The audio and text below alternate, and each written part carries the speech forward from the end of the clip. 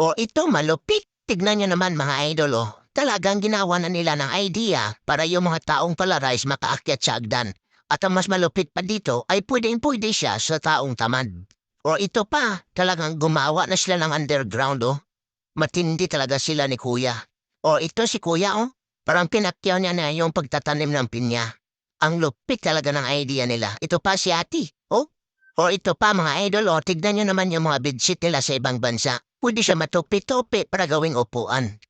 Ito pa, oh, pwede siya gawing double deck, oh. Ang tindi talaga ng idea nila.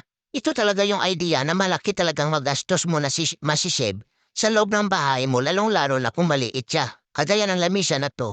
Ito pa yung mga cut nila. Oh, ang lupit talaga ng idea nila. Ito pa kay kuya mga idol, oh. Tignan nyo naman yung drawer niya.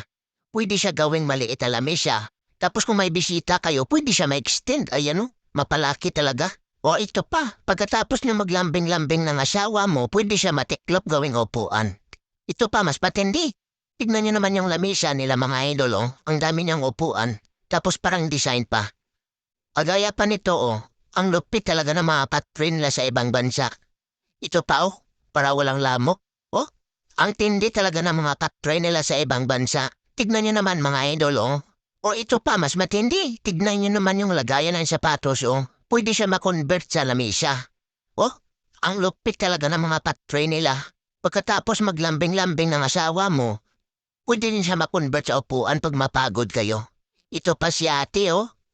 Naku, talagang malaki yung masisip mo na space pa dito sa loob ng bahay mo.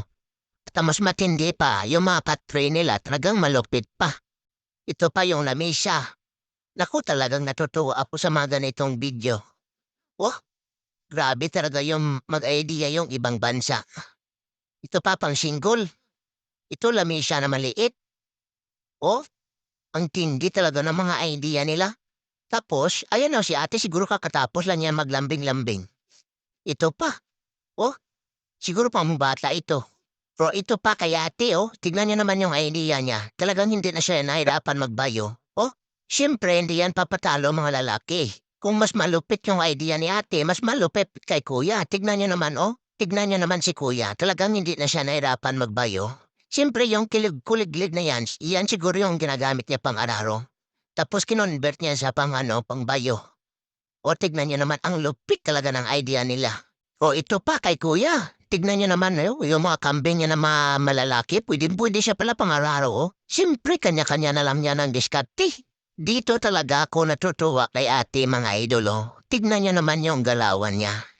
Naku tuloy namimiss ko yung pagkabata ko. Kasi ganito yung ginagawa ko nung bata eh. Nagpaila-ila ako sa katawan ng saging. Pero mas malupit kay ate kasi habang nag-iihaw yan eh. Tapos nag-iindorso pa ng katol. Oh, ang lupit talaga ng idea nila.